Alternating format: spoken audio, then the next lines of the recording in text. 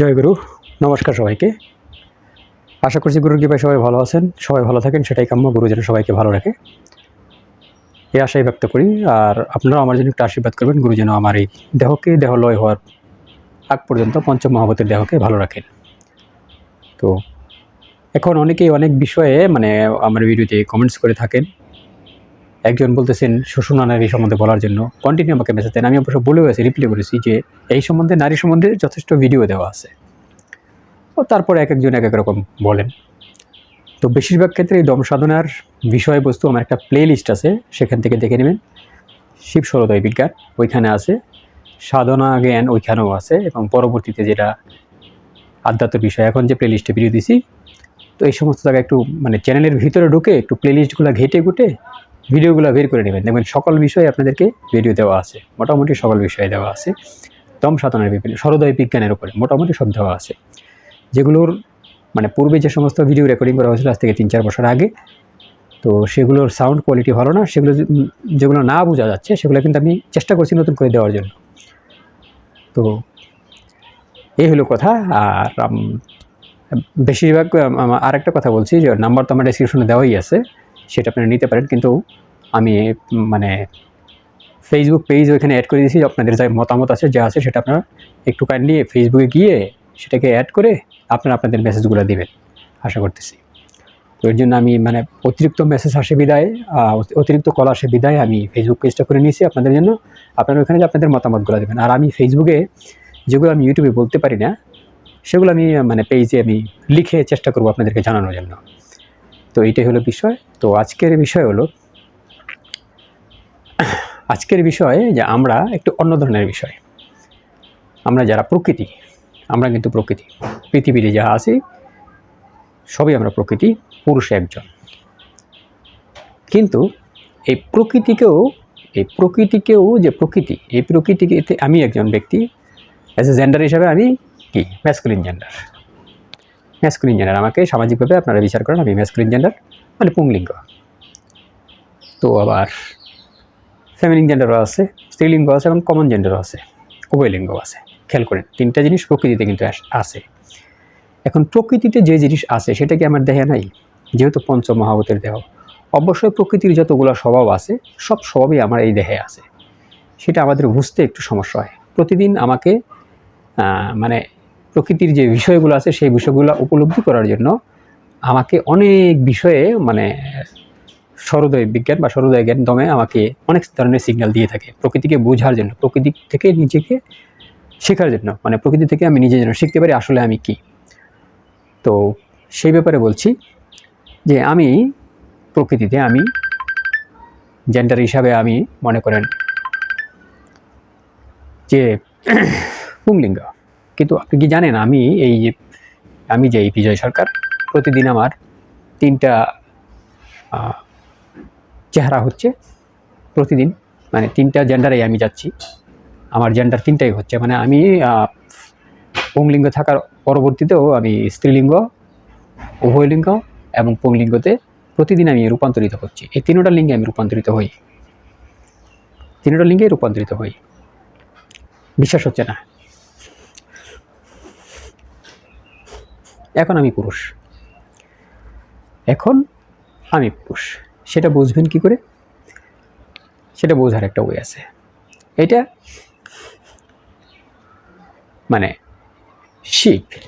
শিবের যে শক্তি আছে এটা হলো শক্তি। তার এইটা পুরুষ, এটা নারী। মাঝখানেরটা পুরুষও না, নারীও না, অর্ধনারী, নরেশ্বর, যাকে আমরা নপুংসক বলি যাকে আমরা, সেটা হলো এইটা। এখন দেখেন, আমি এর পূর্ণাঙ্গ আমি বিবরণ দেওয়ার চেষ্টা করবো যে আসলে আমরা কীভাবে রূপান্তরিত হই। আমাদেরকে বোঝার জন্য আমরা যে পুরুষ সবসময় বলি, আদৌ কি আমরা সবসময় পুরুষ থাকি, না মহিলাও হই, না আবার নপুংসক হই, সেটা আমার দম কিন্তু সুস্পষ্ট আমাকে বুঝিয়ে দিচ্ছে। সেটা কিভাবে? এখন আমার ডান্না শেখা চলছে। প্রকৃতির হিসাবে আমি পুরুষ, পুরুষ তো একজন, সেটা বললাম, কিন্তু প্রকৃতির হিসাবে যখন আমার মামনা শেখা চলবে প্রকৃতির হিসাবে, তখন আমি নারী। যখন আমার মাঝখানের না শেখা চলবে, সুষুম্না যখন চলবে, তখন আমি নারীও না, পুরুষও না, নপুংসক। এখন এক্সাম্পল তো বোঝাতে হবে, সরোদী বিজ্ঞানে যেহেতু কথা বলছি, গুহ্যতত্ত্ব, এক্সাম্পল তো আপনাকে পরিপূর্ণ দিতে হবে। এখন পরিপূর্ণ এক্সাম্পলটা আপনাকে আমি দিচ্ছি। আপনারা দমের ঘরে যদি মৈথুন ক্রিয়াকর্ম করেন, দম দ্বারা, আমি দমের মৈথুন ক্রিয়াকর্ম নিয়ে আমি দম দ্বারা কথা বলেছি, আপনাদের মৈথুন যে প্রণালী আছে সেটা। এখন আপনার ডান নাসিকা, আপনার অপোজিট লিঙ্গ, আপনার অপোজিট জেন্ডার, তারও ডান নাসিকা। দ্যাট মিন্স ওই সময় উনিও পুরুষ, আপনিও পুরুষ, উনিও পুরুষ, আপনিও পুরুষ। যদি ফাইট করেন তাহলে কখনো ট্রাই করে দেখবেন এই বিদ্যাগুলো কখনো দেখেন। যদি ফাইট করেন, আমি তখন যদি আপনি ফাইট করেন, ওনার সাথে মৈথুন ক্রিয়াকর্মে ফাইট করেন, দেখবেন যে হ্যাঁ অনেক ইন্টারেস্টিং হচ্ছে ব্যাপারটা।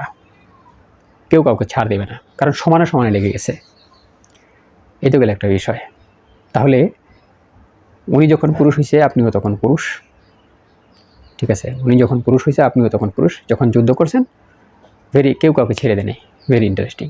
এই গেল একটা বিষয়। কিন্তু দেখা গেল যে কিছু সময় পুরুষ থাকার পরবর্তীতে কেউ না কেউ চেঞ্জ হয়ে গেল, তখন যার শক্তিটা চেঞ্জ হয়ে গেল, রূপান্তরিত হয়ে গেল, অন্য লিঙ্গে চলে গেল, তাহলে উনি তখন হেরে যাবেন। বুঝতে পারছেন?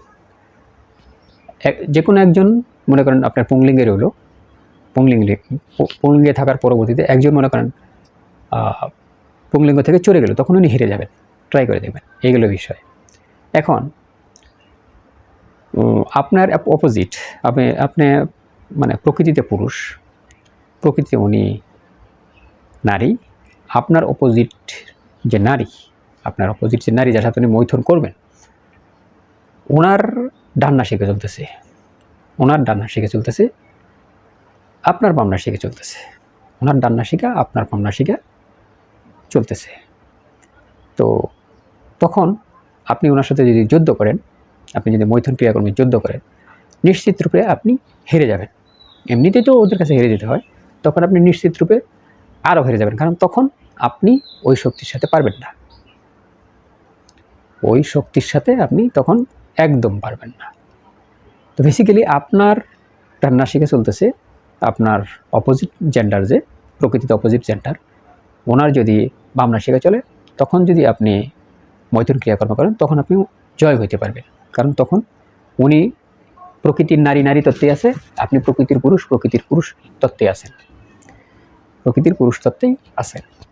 তো এই হইল সিস্টেম। বুঝতে পারছেন? এখন নপুংসক কখন আপনি নপুংসক, এটা কী করে বুঝবেন? কিংবা কখন উনি নপুংসক দমের ঘরে, এটা কী করে বুঝবেন? এটা বোঝারটা সিস্টেম হলো, আপনার যখনই সুষুম্না নারী চলে, শাস্ত্রে বলা আছে এই সময় শুধু ওনার আরাধনা ছাড়া অন্য কোনো ক্রিয়াকর্ম তুমি করো না। যদি সুষুম্না নারী চলার সময় যদি আপনি মৈথুন ক্রিয়াকর্ম করেন, তো তাহলে কি হবে, মানে যদি কোনো বীজ রক্ষা হয়, ভূমিষ্ঠ হয়, তাহলে হয়তো সেটা বিকলাঙ্গ হবে, নয়তো মৃত অবস্থায় আসতে পারে, সরোদী বিজ্ঞান যেটা বলেন। তবে বিকলাঙ্গ হয় বেশি হয়, মৃত অবস্থায় অনেক সময় আসেন। দ্যাট মিন্স কি, আপনি তখন নপুংসক, আপনার ওই কার্যপ্রণালী ছিল না, ওই মৈথুন ক্রিয়া করার যে মানে শক্তি, ওই শক্তিটা আপনি ছিলেন, আপনি নপুংসক তখন।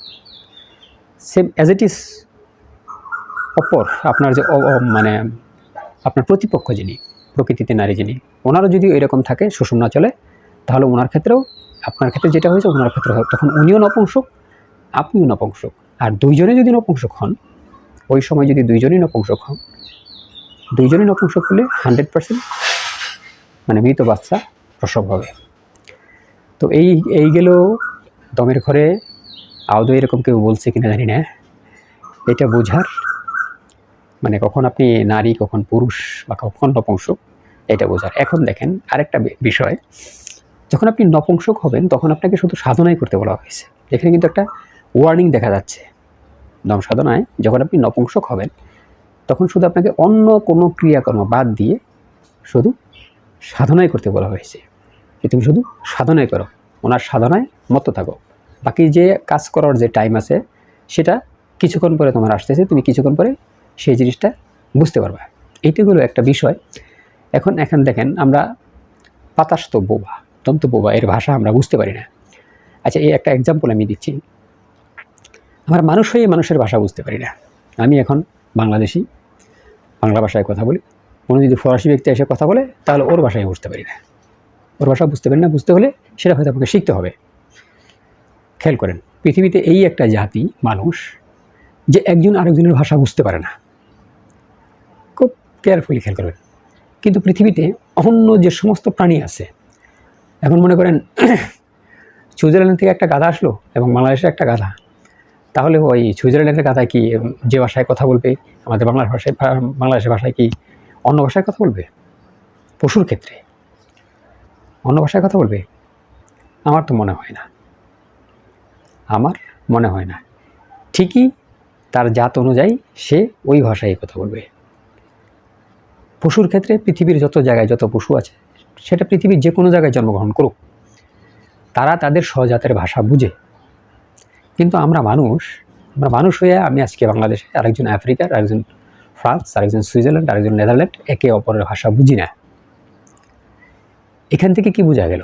এখান থেকে বোঝা গেল যে মানুষ তুমি জ্ঞান দ্বারা সব কিছু করতে পারো। যদি তুমি জ্ঞানী হও তাহলে তুমি সেই ভাষা শেখো, সেই ভাষা রপ্ত করে তার সাথে ওই ভাষায় কথা বলো, তার ক্রিয়াকলাপ বলে বোঝো। কিন্তু প্রাণীর ক্ষেত্রে এটা টোটালি ছাড় দেওয়া হয়েছে, কারণ ওদের ওই জ্ঞান দেওয়া হয় নাই। এর জন্য ওদের সকলের ভাষাই এক, যার যার স্বজাতের ভাষা একই, ওই জ্ঞান দেওয়া হয় নাই তাদের, ওই অ্যানালাইসিস দেওয়া হয় না ওদের, মানে ওই লেভেলেই রাখা হয়েছে আর কি, ওই লেভেলে রাখা হয়েছে। এখন ওই জ্ঞান যদি দিয়ে দিত চষ্টায়, তাহলে চষ্টায় ভালো জানে যে উনি ওখানে কী ঘটনা করতো। তো এই যে বিষয়গুলো, তো এরকম আপনাকে জ্ঞানী হতে হবে। জ্ঞানী হয়ে সর্বোদয় বিজ্ঞানের স্বরশাস্ত্র বুঝে শুনে আপনার প্রয়োগ করতে হবে। সকল জিনিস আপনাকে সবাই গুলিয়ে দিয়ে দেবে না। ওখানে আপনার বেসিক্যালি শত্রু আছে। আপনি একটা মনে করেন মেন ন্যাশনাল হাইওয়েতে আপনি চলতেছেন, ঢাকা টু ময়মনসিংহ, ঢাকা টু ময়মনসিংহ চলতেছেন। আপনাকে ম্যাপ দিয়ে বলবো এটা ঢাকা টু ময়মনসিংহের রাস্তা। এখন ঢাকা টু ময়মনসিংহ তো সোজা রাস্তায়, এখন ডানে বামে সামনে আগে পিছিয়ে কে বোঝে সেটা আপনার দেখা আপনার কর্তব্য। সেটা তো দেখা আপনার কর্তব্য যে আমি ময়মনসিংহ যাচ্ছি, কিন্তু আমার 2 কিলোমিটার যাওয়ার পরে বাঁয়ে কোন রাস্তা পড়লো, 4 কিলোমিটার যাওয়ার পরে ডানে কোন রাস্তা পড়লো, সেগুলো তো দেখা অ্যাজ এ ড্রাইভার হিসাবে আপনার কর্তব্য। তো দম সাধনা এরকম, যখন আপনাকে কোনো ফর্মুলা দেওয়া হবে, এই ফর্মুলার ভিতরে কী আছে সেটা বের করে সেটা বের করে নেওয়া টোটালি একান্তই আপনার দায়িত্ব। সেটা আপনাকে কেউ বলে করে দেবে না।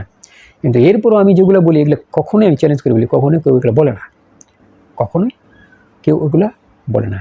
এই জন্য আপনাকে বুঝতে হবে যে আপনি মানুষ হয়ে মানুষের ভাষা কীভাবে বোঝা যায়, কীভাবে রপ্ত করা যায়, সেই জ্ঞানটা আপনার থাকতে হবে সকল বিষয়ে। তো আজকে এই পর্যন্তই। জয়গুরু, নমস্কার সবাইকে।